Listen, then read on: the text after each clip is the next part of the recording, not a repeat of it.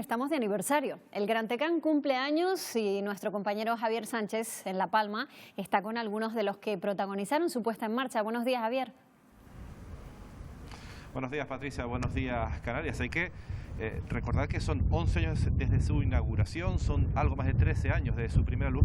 Hay que remontarse hasta el año 1987, cuando comenzó a gestarse esa idea del Gran Telescopio de Canarias, que después, 22 años después, terminó por convertirse en lo que sigue siendo ahora mismo el mayor telescopio óptico del mundo. Uno de sus impulsores políticos, en este caso, es Jerónimo Saavedra. Lo tenemos justo aquí al lado, señor Saavedra. Hubo que esperar más o menos el año 95-96 para que ya se pudiera presupuestar por un dinero de esa idea que ya llevaba unos años aquí entre el Instituto de Astrofísica de Canarias y el Estado, bueno, más o menos trabajándose para poner a Canarias, a La Palma, a España, en este caso, en la punta de lanza del mundo de la astrofísica. Sí, efectivamente, es que yo con el astrofísico tengo una especial y cariñosa vinculación, porque como presidente del gobierno de Canarias yo era vicepresidente del Consejo Rector del Astrofísico, pero al ser ministro de Educación y Ciencia fui presidente de ese Consejo Rector, de manera que ya yo conocía perfectamente la historia, la necesidad, la seriedad de la institución, y cuando llegué al Ministerio de Educación fue precisamente a primeros de julio del 95, me encontré a un secretario de Estado que era un eminente especialista en profundidad de la Tierra, todo lo contrario al astrofísico, pero él lo que temía era que el Consejo Superior de Investigaciones Científicas dijera que no, que si mucho dinero para el proyecto de Canarias, etcétera, ¿no? Y yo lo convencí, y de tal manera que se incluyó ya en el programa que luego, ya en febrero, se aprobó definitivamente, presidiendo yo ese Consejo Rector del Astrofísico como ministro. Imagino que fueron unas negociaciones complicadas y duras, porque no se había afrontado un proyecto de este calado en España.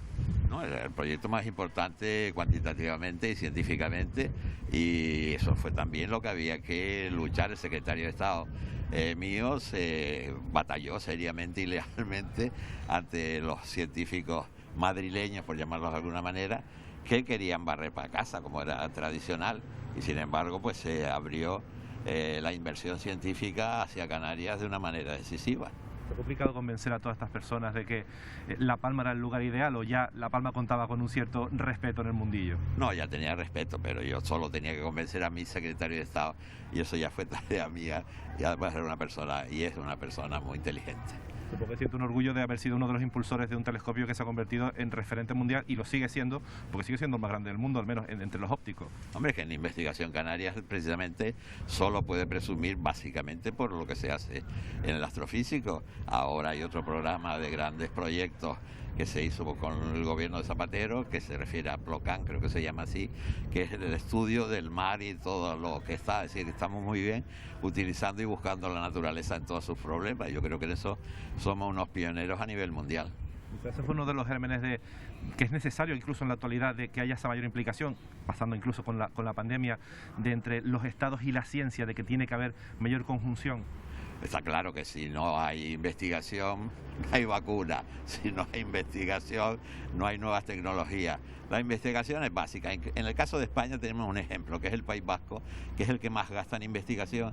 Y justo cuando llegan las crisis, tanto la del 11, 10, como ahora, son los que menos desempleo tienen. ¿Por qué? Porque tienen mucha investigación y tienen mucha competitividad. Muchas gracias, señor Saavedra. Nuestro segundo invitado es el primer director de ese Gran Telescopio de Canarias, también uno de sus impulsores, y también una de las personas que en su momento desarrolló aquel estudio sobre los cielos de La Palma, y que, bueno, destacaba la calidad del cielo, y bueno, hasta allí se llevó los primeros gérmenes de este observatorio. Pedro Álvarez, señor Álvarez, el Gran Telescopio de Canarias, cuando nació, cuando se gestó y ya cuando se pudo inaugurar, supongo que era un orgullo, porque era el final de un largo trabajo. Bueno, por supuesto, un éxito para la astronomía española y para, en particular, la astronomía en Canarias. Un impulso importante para la industria española, y con una participación importante también de universidades y empresas canarias, y por supuesto un orgullo para los que en el proyecto trabajamos, y mío en particular. Científicamente, ¿qué supuso el Gran Telescopio de Canarias para la ciencia? Bueno, el Gran Telescopio de Canarias supuso todo lo que puede suponer un telescopio de ese diámetro y el mayor del mundo.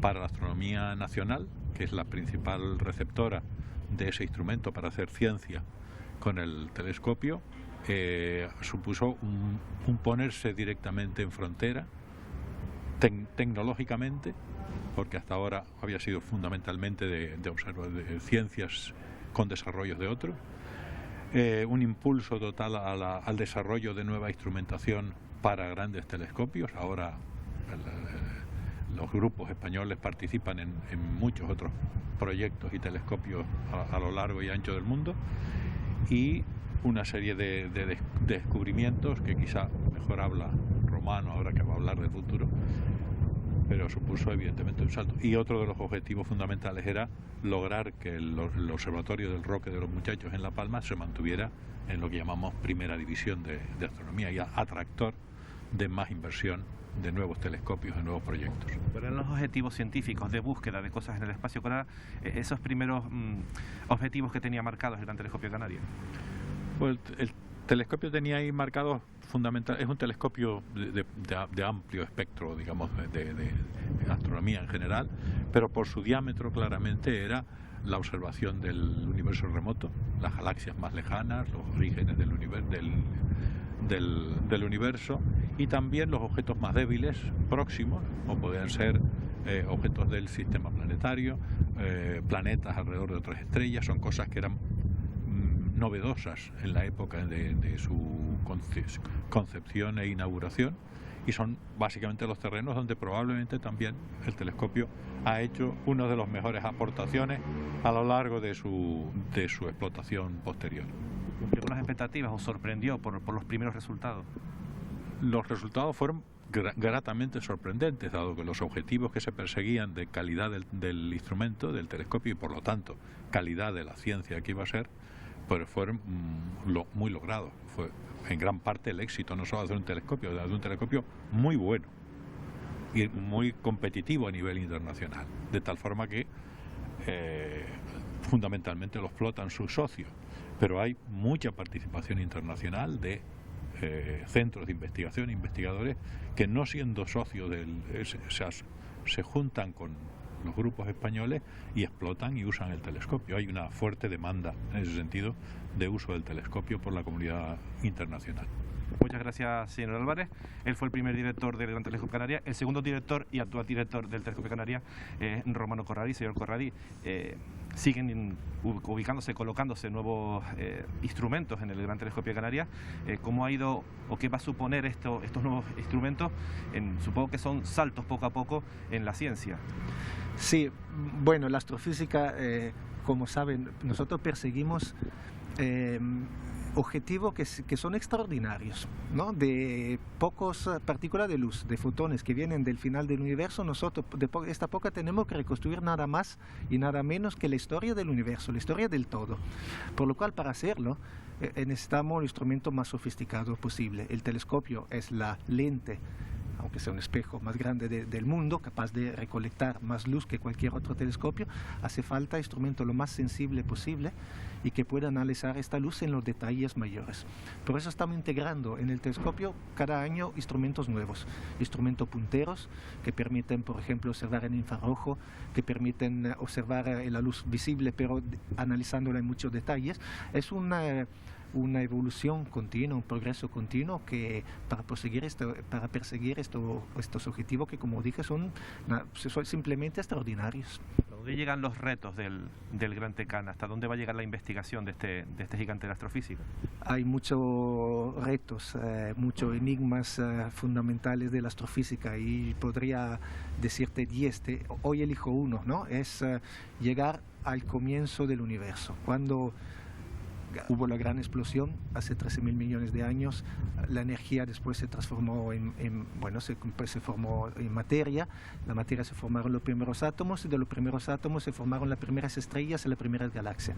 Gran Tecán es, en principio, con los instrumentos que estamos desarrollando, capaz de ver estas primeras galaxias que se formaron hace 13.000 millones de años, y eso sería para mí ver esta galaxia un resultado extraordinario, sí. ¿Cuál es el calendario de esta colocación de instrumentos, que ya viene, bueno, no sé si creo que el siguiente que viene es Frida, o empiezan a venir ya instrumentos de la segunda generación, bueno, ya han llegado de segunda generación. No sé si después además ya se prepara un calendario para nuevos instrumentos. Es un trabajo frenético continuo. Este año estamos integrando, moviendo instrumentos de un lado a otro. El próximo año llegará un instrumento que se llama Miradas.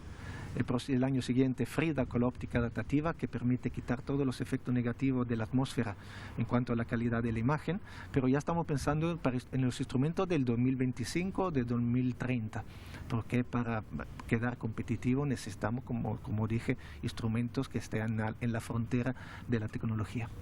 ¿Hasta cuándo puede seguir siendo un instrumento de trabajo útil, teniendo en cuenta que comienzan a plantearse telescopios mucho más grandes? Ahora tenemos una ventana donde tenemos que ser líderes en el mundo, porque somos el telescopio más grande. Después llegan los más grandes todavía. Allí habrá que cambiar un poquitito los objetivos del telescopio, pero hay mucho margen, hay muchas posibilidades para quedarse competitivos. Si tú piensas, hay telescopios de los años 70, como aquí mismo en La Palma, de los años 80, aquí en La Palma, que todavía son competitivos. Se trata de enfocar la investigación de forma un poco diferente, pero yo creo que la vida de Gran Tecán es muy larga, por lo menos otros 20 años o más tiene que ser competitivo, sí. Muchas gracias, Romano. Muchas gracias también tanto a Pedro Álvarez como a Jerónimo Saavedra. Y es que el Gran Telescopio de Canarias no solo es una fuente de conocimiento, también ha sido una fuente de trabajo para muchos ingenieros, investigadores españoles, canarios, también palmeros, que han ido desarrollando su labor en este telescopio. También hay que recordar que esa colaboración entre el país, entre el Estado y también la ciencia dio origen a este Gran Telescopio de Canarias. ¿Por qué no? Esa misma colaboración que está viendo también puede hacer traer, quizá en un futuro, y esperemos que lo más cercano posible, ese telescopio de 30 metros que sigue teniendo esa primera opción de ubicación en Hawái, pero ¿por qué no puede venir también al Roque de los Muchachos? Pues ojalá, con ese deseo nos quedamos. Gracias, Javier. Buen fin de semana. Igualmente, Patricia.